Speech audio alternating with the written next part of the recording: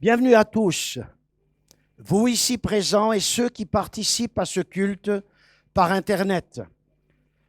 C'est un grand honneur et un grand privilège que de servir le Seigneur des Seigneurs, le Roi des Rois, qui règne dans cet univers et dont il a lui-même fixé les règles de fonctionnement.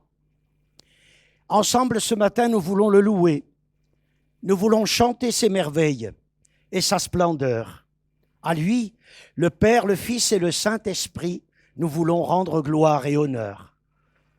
Et puis nous avons un autre privilège ce matin, je vous l'avais annoncé, et c'est une grande joie que d'accueillir ce matin Barbara. Je vais l'inviter à se lever parce qu'elle est cachée là derrière. Michael n'est pas avec vous? Il n'est pas là. Alors Barbara, leurs enfants et petits-enfants. Émilie, tu veux bien te... Si, lève-toi, lève-toi. Voilà. Tom, lève-toi, merci. Et puis Tom, il a une grande famille déjà. Voilà. Alors, et puis, en parlant de tes parents, ils ont rejoint le club assez, extraordinaire des papis et des mamies. Je vois. Oui, c'est un club inestimable. Et la dernière fois que nous nous sommes vus, Barbara, Michael, c'était pour votre célébration de mariage ici même. Vous aviez fait une célébration en Angleterre et puis vous étiez revenus pour que nous nous réjouissions ensemble de cette union. Et je ne vois pas Nadine encore, elle n'est pas là, si? Ah, la voilà. Mais oui, Nadine et puis plein de vos amis de Roche, parce qu'ils habitent à Roche, là où habitent Gilson et Shirley. Voilà. Et 20 ans se sont passés. Vous vous rendez compte? 20 ans. Hein? Mais Émilie, je l'ai reconnue ce matin. Elle m'a reconnu aussi.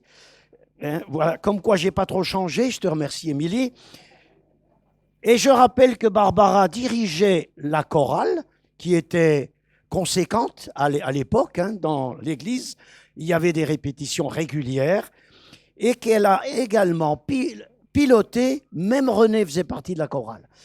Et elle a également piloté la grande chorale inter-église qui s'est produite au Grand Cursal. La voilà d'ailleurs, la photo. Il y a la photo. Ah oui, la photo de la grande chorale. Voilà, qu'elle a dirigée. Il y avait plusieurs communautés. On avait organisé cela. Et donc, ça s'était passé au Grand Cursal de Besançon pour fêter l'an 2000, année de la Bible. Donc, c'était Barbara qui avait dirigé cette chorale. Tu nous donneras peut-être plus de nouvelles tout à l'heure aux annonces. Et pour le moment, je veux te remercier parce que tu as accédé à la demande de celles et de ceux qui l'ont faite. C'est d'apporter avec toi ta flûte et de nous accompagner ce matin pour chanter les merveilles et les louanges de Dieu. Et je vous invite à vous lever pour le faire.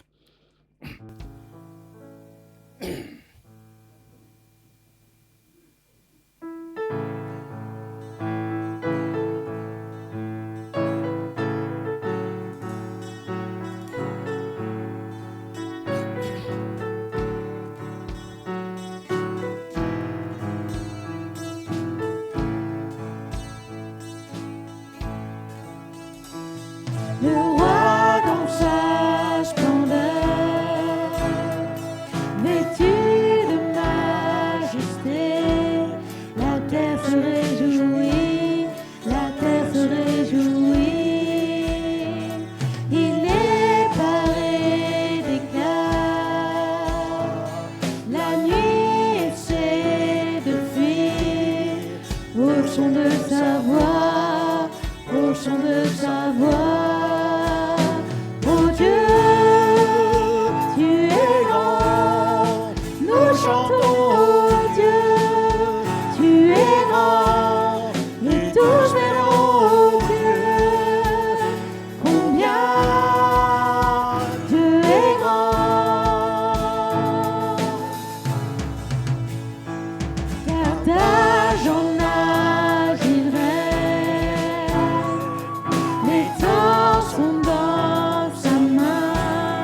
Commencement et fin, commencement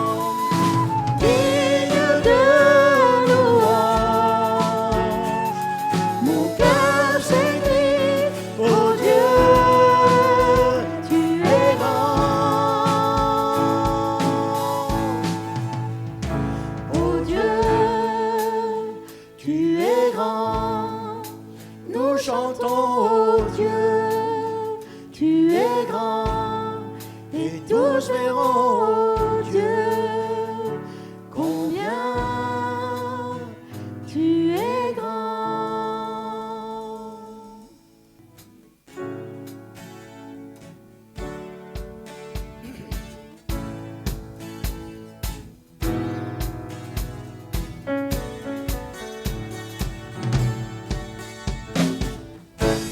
Béni soit ton nom, là où tu donnes l'abondance et déverses ta bienveillance. Béni soit ton nom.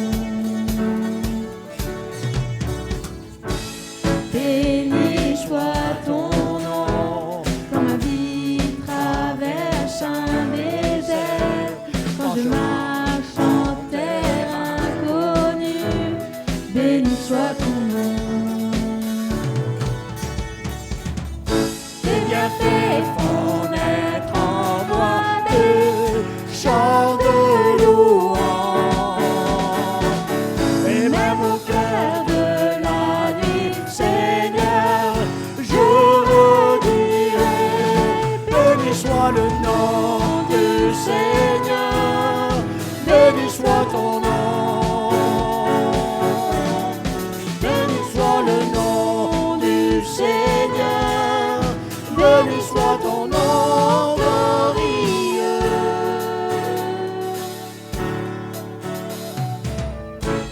Béni soit ton nom, quand sur moi brille le soleil, quand la vie semble me sourire. Béni soit ton nom. Béni soit ton nom, quand sur une route semée de souffrance, s'il m'en coûte d'offrir ma louange. Béni soit ton nom. Tes bienfaits font naître en moi des chants de louange. Même au cœur de la nuit, Seigneur, je redirai. Béni soit le nom du Seigneur, béni soit ton nom. Béni soit le nom du Seigneur, béni soit ton nom glorieux. Tu donnes et tu reprends, tu donnes et tu reprends. Mon cœur choisit de dire, oh béni soit ton nom. Tu donnes et tu reprends, tu donnes et tu reprends. Mon cœur choisit de dire, oh béni soit ton nom. Béni soit le nom du Seigneur, béni soit ton nom. Béni soit le nom du Seigneur, béni soit ton nom glorieux.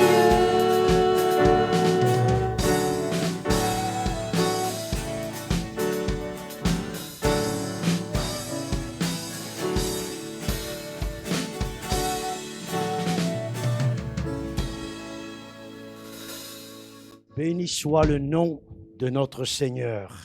Voilà, installez-vous quelques instants, reprenez un peu votre souffle. Une lecture dans l'Exode au chapitre 3, les versets 1, 2, 13 à 16. Moïse faisait paître le troupeau de Jéthro, son beau-père, sacrificateur de Madian. Et il mena le troupeau derrière le désert et vint à la montagne de Dieu, à Horeb.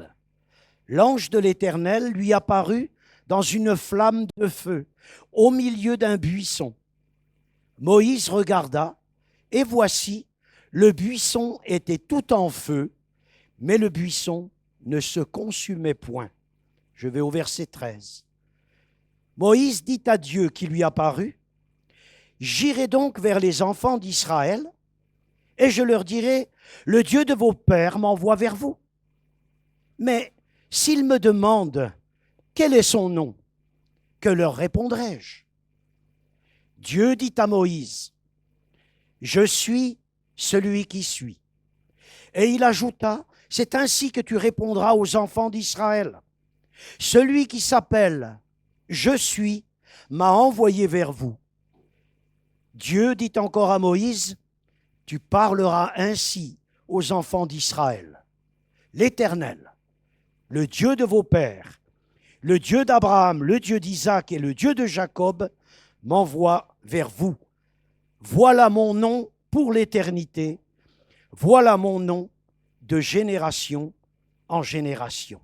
Va, rassemble les anciens d'Israël et dis-leur, l'Éternel, le Dieu de vos pères, m'est apparu, le Dieu d'Abraham, d'Isaac et de Jacob. Il a dit, je vous ai vu et j'ai vu ce qu'on vous avait fait en Égypte. Je suis, ça se traduit par Yahweh. Pendant très longtemps et jusqu'à présent, les Juifs ne prononcent jamais le nom de l'Éternel. C'est le tétragramme sacré, Y-H-W-E, Yahweh. Mais ils ne le prononcent pas. Alors ils disent le nom, ils disent l'Éternel, mais pas le nom.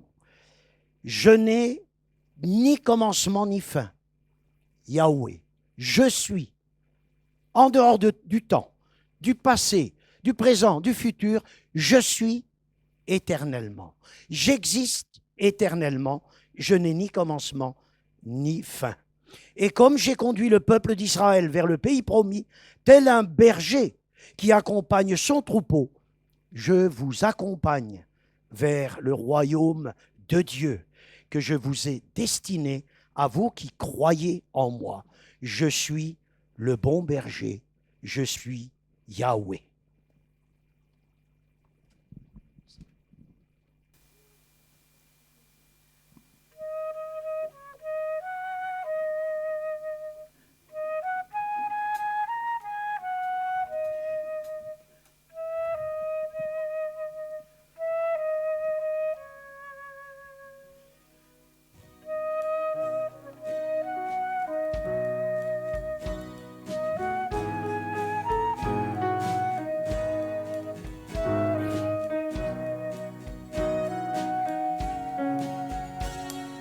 L'Éternel est mon berger, de rien je ne manquerai. Oh mon âme, chante mon âme, pas à pas il me conduit, au bord des eaux calmes je le suis.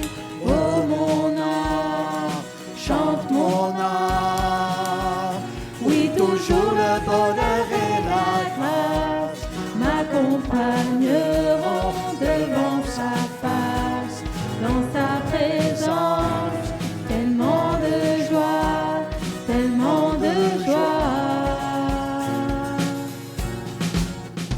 Et tant qu'il se trouve auprès de moi, aucun mal mon âme tu ne craindras.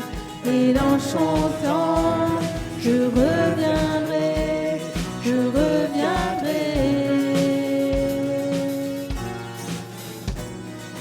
Et si je traverse encore la vallée de l'ombre de la mort, oh mon âme, chante mon âme, puisqu'il m'aime le premier, non rien ne pourra me séparer de son amour, de son amour. Oui, toujours le bonheur et la grâce m'accompagneront devant sa face, dans sa présence, tellement de joie, tellement de joie.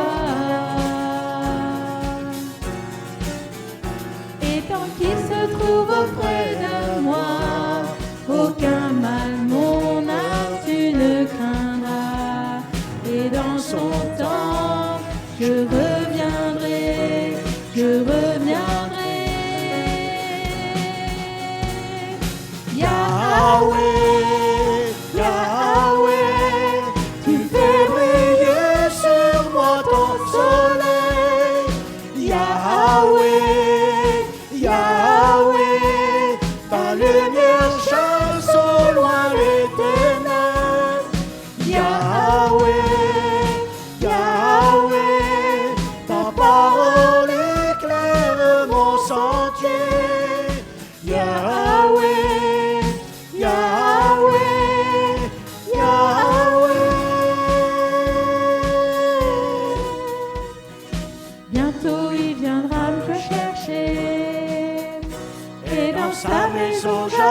chanterai. Oh mon âme, chante mon âme, sans cesse jusqu'à son retour. Mon âme chante son amour tous les jours, tous les jours. Oui, toujours le bonheur et la grâce m'accompagneront devant sa face. Dans ta présence, tellement de joie, tellement de joie. Et tant qu'il se trouve auprès de moi, aucun mal, mon âme, tu ne craindras. Et dans son temps, je reviendrai, je reviendrai. Yahweh, Yahweh, tu fais briller sur moi ton soleil. Yahweh, Yahweh, ta lumière chasse au loin les ténèbres. Yahweh, Yahweh, ta parole éclaire mon sentier. Yahweh, Yahweh, Yahweh.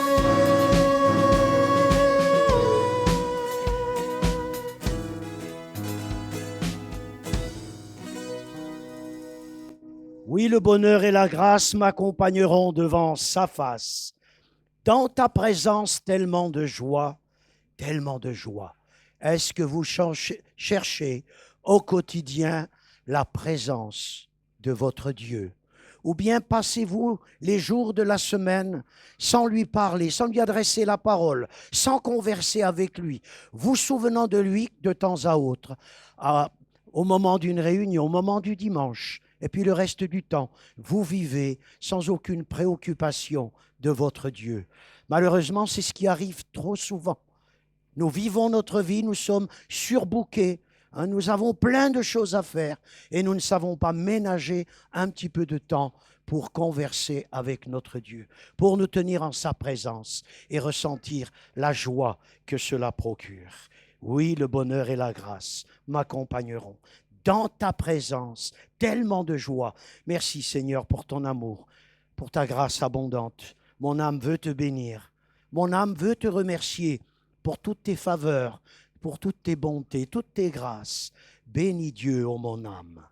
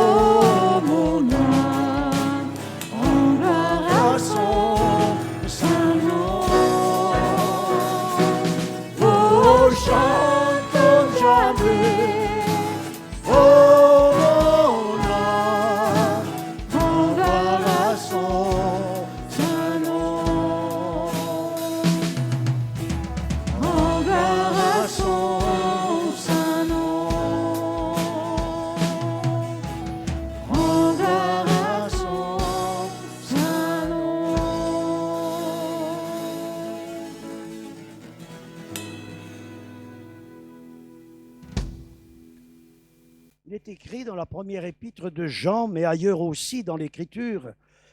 La nouvelle que nous avons apprise de lui, ce sont les apôtres, et en particulier l'apôtre Jean qui s'exprime, c'est que Dieu est lumière et qu'en lui il n'y a point de ténèbres. Et Pierre ajoute que le Christ nous a appelés des ténèbres à son admirable lumière. Et voyez l'unité de pensée parmi les apôtres, c'est que Paul nous rappelle également dans Éphésiens qu'autrefois, tous, vous et moi, nous étions ténèbres. Même si vous aviez une haute opinion de vous-même, la Bible déclare que vous étiez ténèbres. Et qu'aujourd'hui, que maintenant, nous sommes lumière dans le Seigneur. Alors, qu'est-ce qu'il dit Paul? Marchez comme des enfants de lumière. Vivez comme des enfants de lumière. Et laissons-nous accompagner, précéder, entourer par celui qui est la lumière. Christ est la lumière. Et je vous invite à le chanter avant d'écouter la parole de Dieu qui nous sera délivrée par Éric. Christ est la lumière.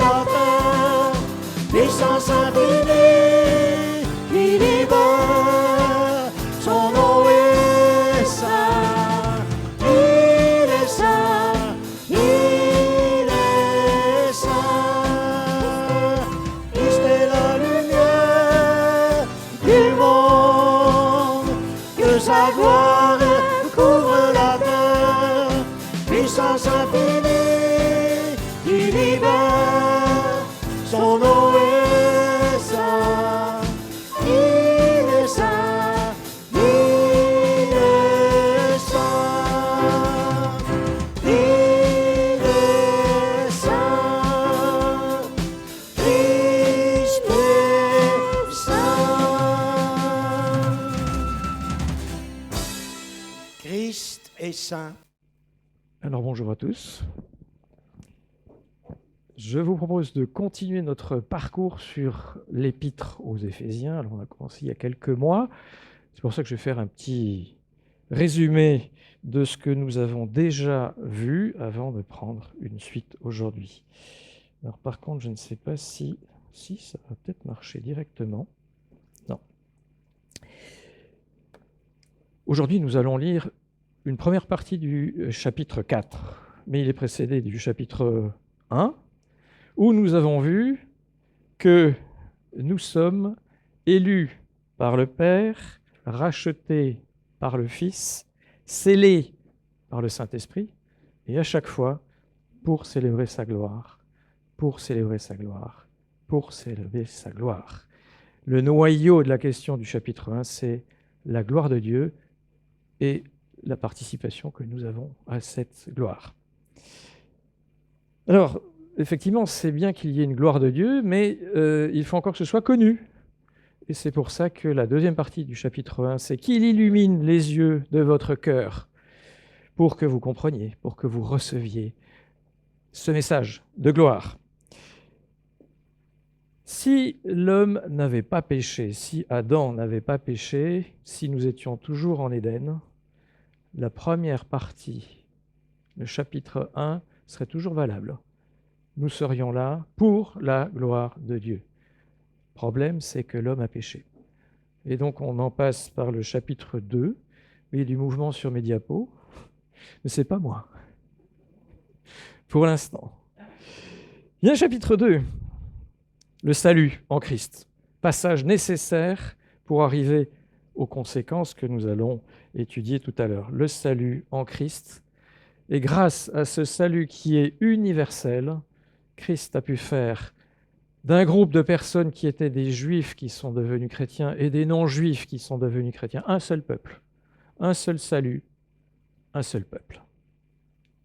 Et nous avions vu il y a quelques semaines le chapitre 3, où on avait un peu le curriculum vitae de Paul, qui es-tu pour dire ce que tu dis? Alors il s'est présenté et souhaitait aux Éphésiens, mais par là à tous les chrétiens, soyez fortifiés dans votre être intérieur pour comprendre l'amour de Christ. On peut en parler, mais il faut quelque chose de plus pour le comprendre totalement.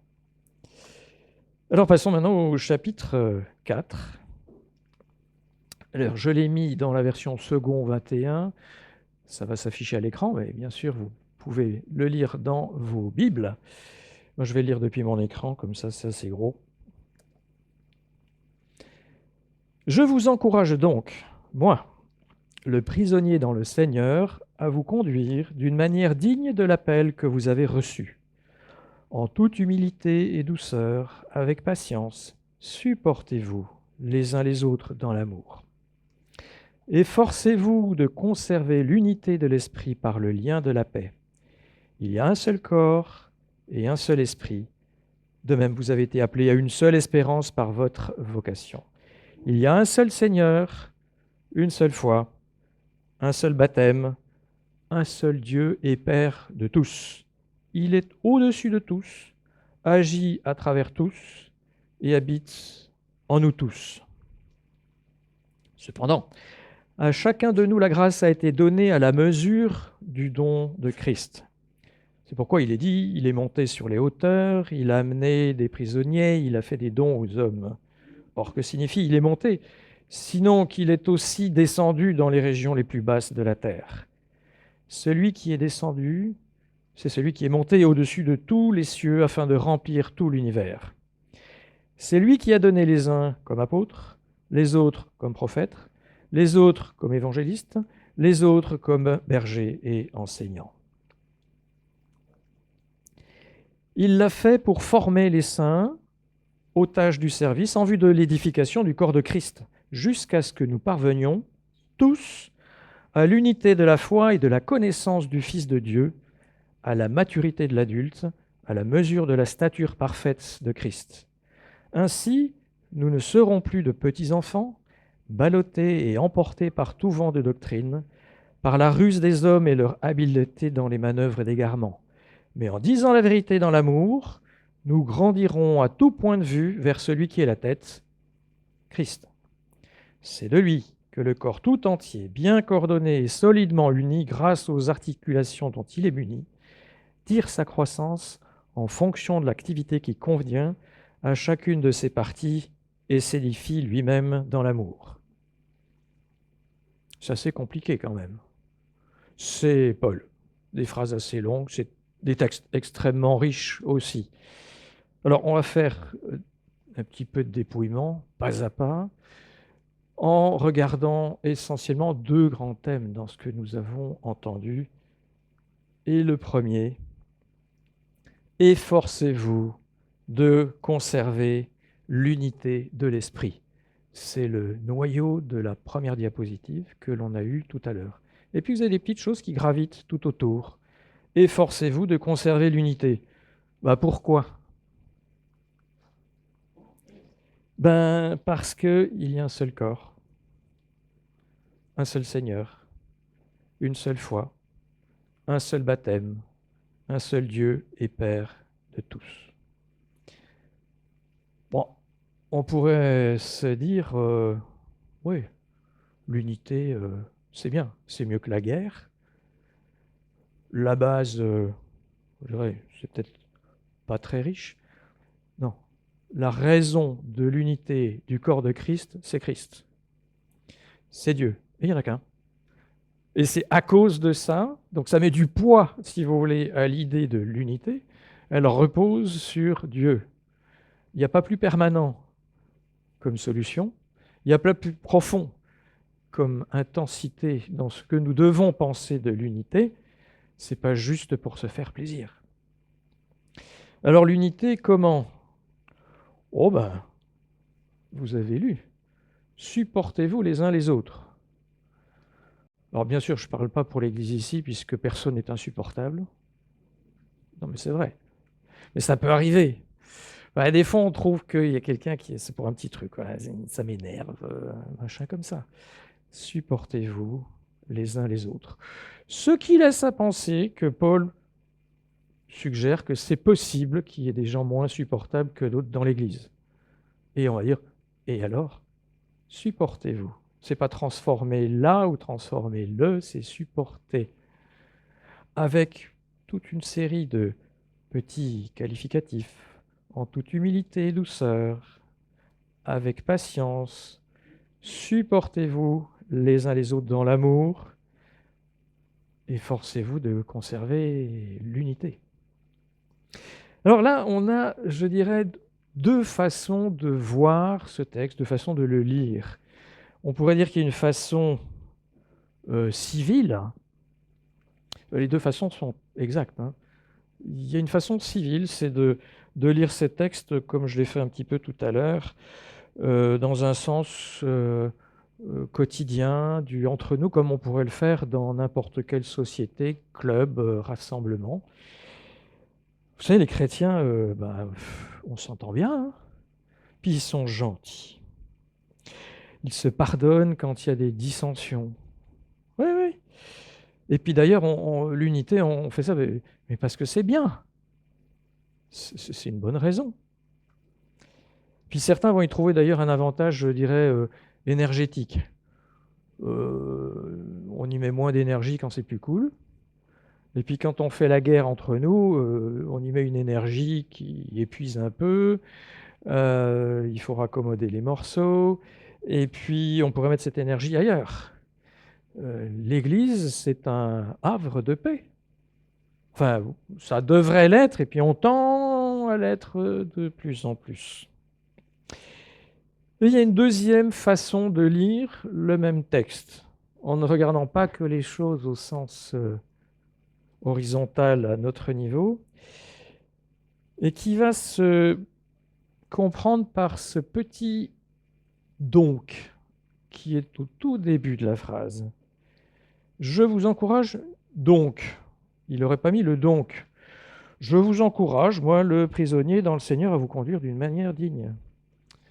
Je vous encourage donc. C'est qu'il a dit quelque chose avant qui va influer sur ce qu'il dit après. Et ça, c'est du plus important. On l'avait déjà souligné antérieurement. L'Épître aux Éphésiens, c'est quelque chose d'extrêmement structuré, de logique. Je vous ai souligné en rouge, là, surligné en rouge, je vous encourage donc. Je vous ai mis tout Éphésiens. Vous arrivez à lire ? Non ? Bon, j'ai fait exprès. Mais j'ai mis en surlignant les endroits, il y a les 6 chapitres, les endroits où il y a un « donc ». Parce que, à cause de cela, il y en a 15. Là, si vous comptez, il y en a 14. Non, mais c'est fait exprès que je n'ai pas grossi. C'est pour qu'on ne lise pas le texte. C'est pour qu'on voit les plots rouges, en fait. Sinon, on peut grossir, bien sûr, mais ce n'est pas le but. Si vous regardez les autres épîtres de Paul, on va trouver aussi de loin en loin des donc ou des c'est pourquoi. Mais il y en a beaucoup moins. Sur le volume du texte, c'est parce qu'on peut dire il y a des petites épîtres, c'est pas l'épître à Philémon, c'est tout petit. Colossiens, il y a 4 chapitres. Là, il y en a 6. Mais même si on met le rapport par rapport au volume du texte, eh ben, c'est quand même Éphésiens qui a le plus cette structure. Vous avez une autre grande épître, on va dire très théologique, qui est l'épître aux Romains. Eh ben, il y en a moins dans le déroulement que suit Paul dans ce qu'il dit. Alors avec tous nos petits plots rouges, là vous voyez qu'il y en a en fait partout, depuis le tout début en haut à gauche, là c'est le chapitre 1, jusqu'en bas à droite, où on est dans le chapitre 6. C'est un peu ça qu'on trouve finalement avec les idées, où nous sommes, je le rappelle de tout à l'heure, partis de la gloire de Dieu, ensuite la révélation de la gloire de Dieu, et on va dire on en déduit la nécessité du salut, on en déduit l'unité des rachetés, parce qu'ils ont le même salut, on en déduit l'Église, parce qu'elle a le même salut, parce qu'elle a eu la révélation de la gloire, et le but de l'Église, la gloire de Dieu. Et puis maintenant, on est en train de parler dans l'Église aussi des chrétiens. Et pour comprendre ce qu'on dit des chrétiens, il y a ce donc qui nous ramène à quelque chose avant. La table est un peu inclinée, il ne faut pas que je fasse de bêtises.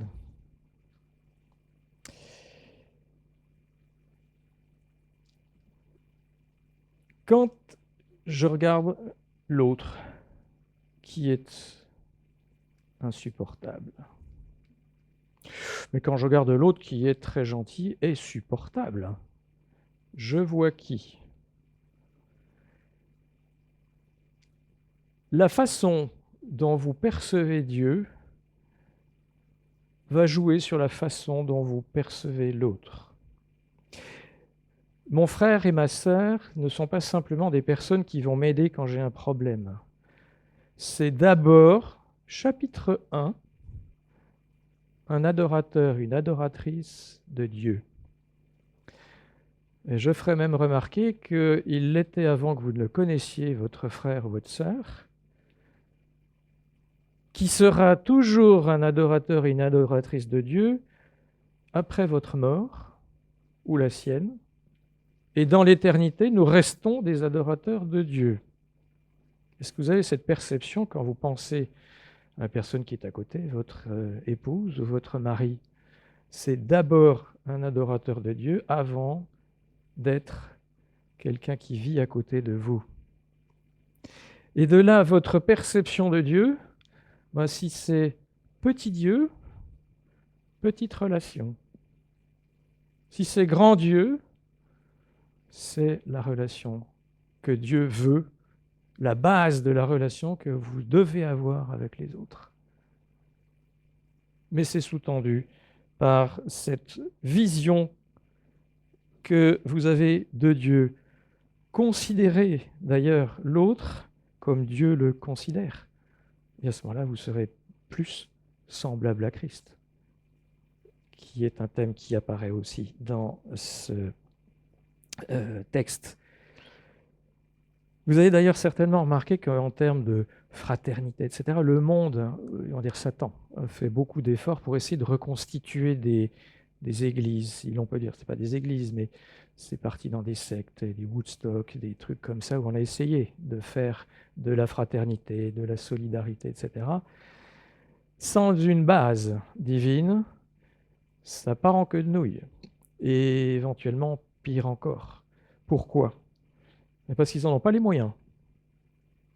Parce qu'il manque un truc, il manque Christ.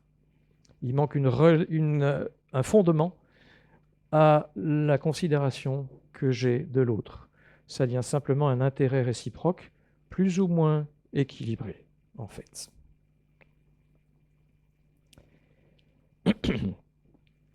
Nous avons un deuxième thème dans ce que nous avons lu. Il a fait des dons aux hommes. C'est un texte que l'on a déjà évoqué lorsqu'on avait parlé des dons dans l'Église il y a 2 ans, puisque ça a été un des sujets du week-end d'église qu'on avait passé ensemble il y a 2 ans. Il a fait des dons aux hommes. Dieu, Christ, il a fait des dons aux hommes. Alors, aux hommes et aux femmes, hein, c'est à prendre au sens anthropologique, hein, attention. Avec une petite phrase de liaison, à chacun de nous, la grâce a été donnée à la mesure du don de Christ. Et puis suit une phrase qu'on a lue tout à l'heure qui vous a semblé certainement bizarre. Il est descendu sur la terre. Alors là, il y a 2 façons d'interpréter une phrase un peu difficile en grec, où l'on dit soit Christ est descendu jusque sur la terre, et c'est ce que nous comprenons au sens direct de son ministère, il est descendu sur terre, en Palestine, c'est là qu'il a été crucifié, puis il est remonté, c'est l'ascension. Une autre façon de voir le même texte, c'est de dire qu'il est descendu jusque sous terre, c'est-à-dire qu'il est allé rendre visite, si l'on peut dire, jusque dans le monde invisible, jusque en enfer. Et puis, de toute façon, dans les 2 cas, il est remonté et en tout état de cause, il remplit tout l'univers. Et à ce moment-là, vous allez me dire, il a fait des dons aux hommes, est-ce qu'il en a les moyens? Ben pour quelqu'un qui remplit tout l'univers, il a les moyens. Ce n'est pas juste un petit don. C'est quelqu'un qui remplit tout l'univers qui vous donne un don. Et il le donne à tous. Je dis tous, là encore au sens anthropologique, les femmes et les hommes. Par quel pouvoir? Ben parce qu'il a tout pouvoir, il remplit tout l'univers. Alors pourquoi a-t-il fait des dons aux hommes? Là encore, de ce bloc de texte qui est peut-être un petit peu compliqué quand on le lit, notamment une première fois, on continue. Le noyau, former les saints aux tâches du service.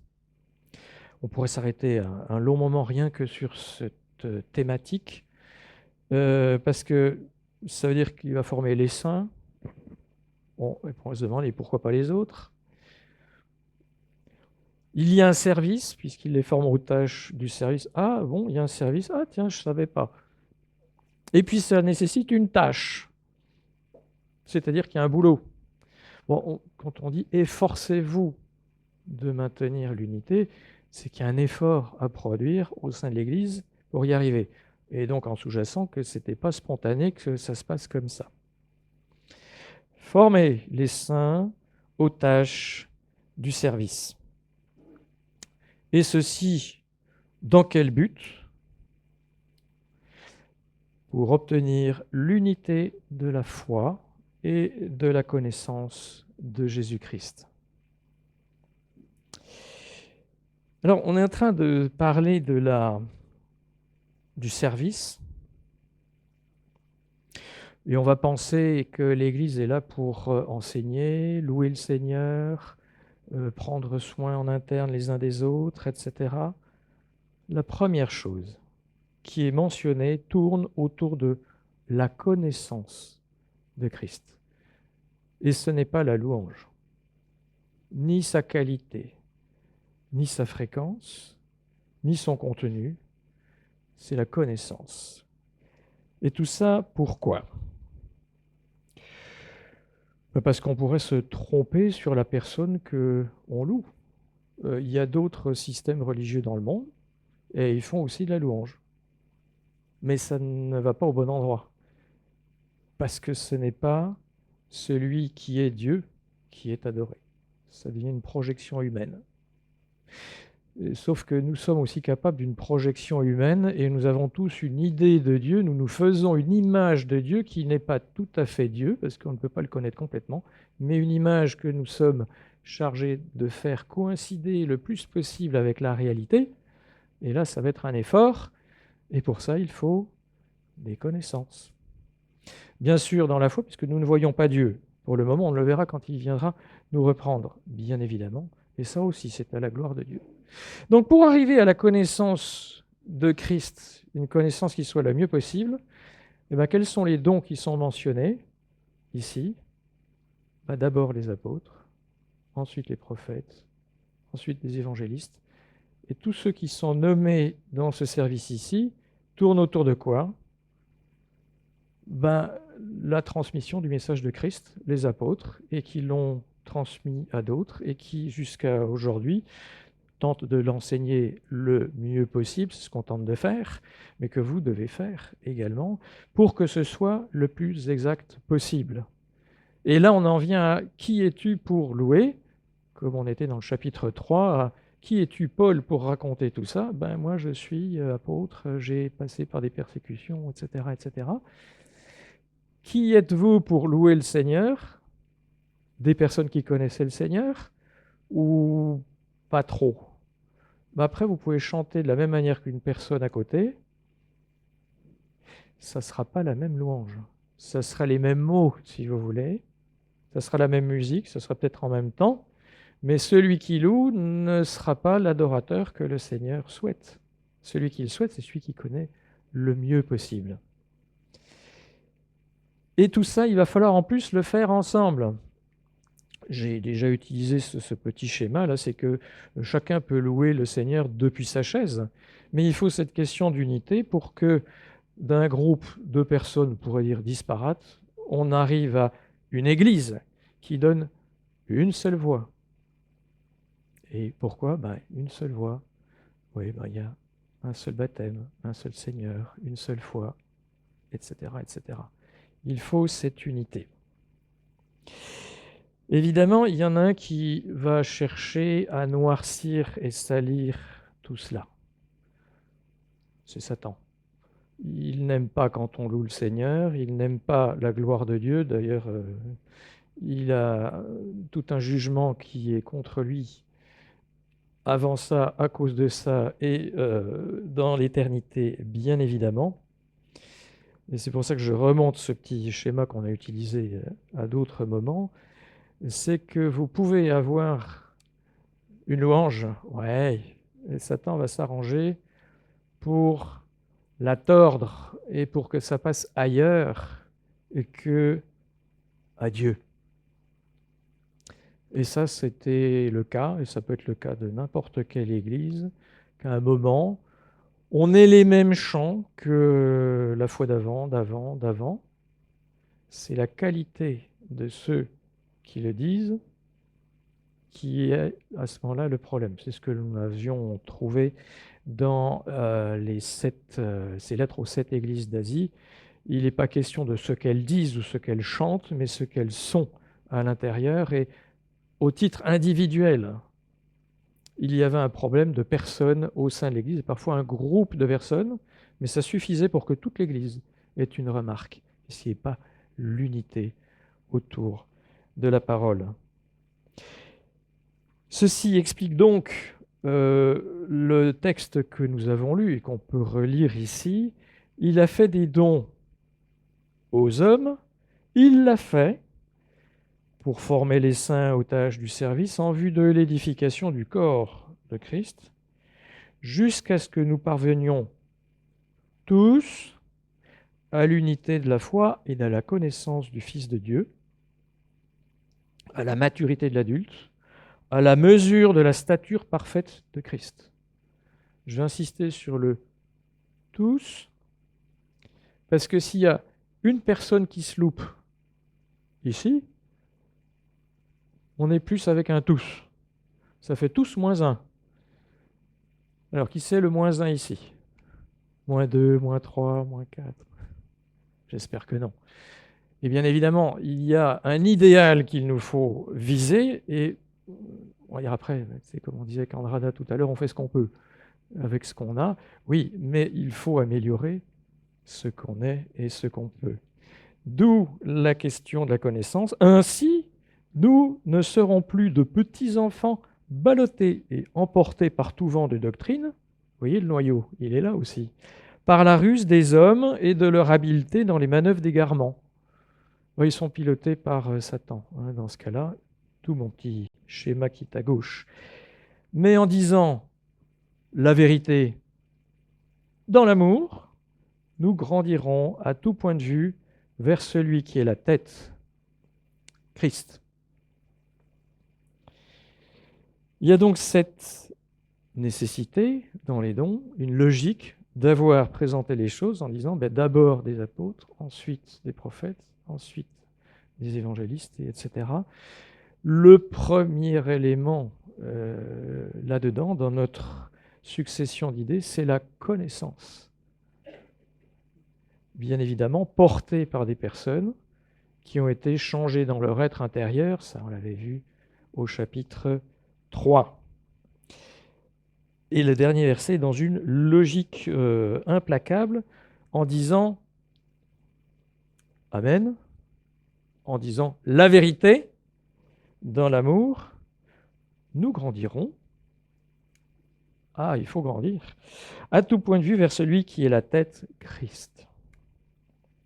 Et donc, dans l'amour, retour au début du chapitre, où il nous est dit « Efforcez-vous de conserver l'unité par le lien de la paix. » Et donc, finalement, notre texte est assez compliqué. Vous l'avez vu au début, je vous laisserai le relire chez vous. Il est en fait extrêmement logique, mais comme tout ce qui précède, et puis tout ce qui va suivre. On va effectivement ensuite parler de personnes entre elles. Plus particulièrement, il y a une partie qui va concerner les couples, et puis les familles, puis aussi les relations avec le reste du monde.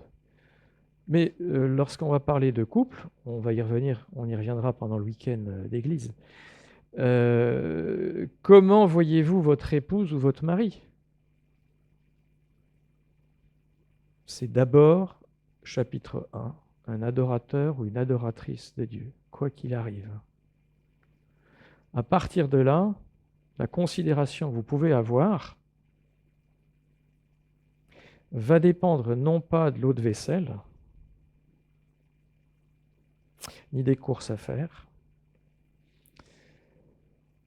ni de la garde des enfants, mais c'est un adorateur, une adoratrice de Christ d'abord et qui va le rester, même quand les enfants seront partis et qu'on sera peut-être tous morts.